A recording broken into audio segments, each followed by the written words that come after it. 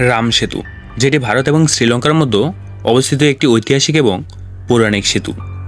এটি ভারতের তামিলনাড়ু রাজ্যের রামেশ্বর এবং শ্রীলঙ্কার মান্নান দ্বীপের মধ্যে বিস্তৃত। রামায়ণে উল্লেখ আছে যে রাম সেতু তৈরি হয়েছিল ভগবান শ্রীরামের নেতৃত্বে। ভগবান রামের স্ত্রী দেবী সীতাকে যখন রাবণ হরণ করে লঙ্কায় নিয়ে আসেন, তখন দেবী সীতাকে উদ্ধার করার জন্য ভগবান শ্রীরাম ও তার বানর সেনা এই সেতুটি নির্মাণ করেন।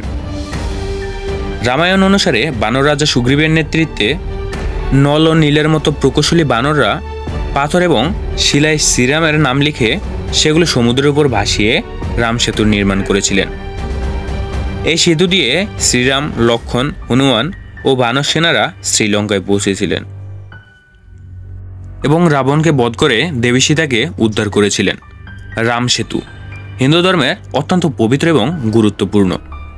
প্রতি বছর হাজার হাজার তীর্থযাত্রী রামেশ্বর আসেন এবং এই সেতুকে শ্রদ্ধা জানান।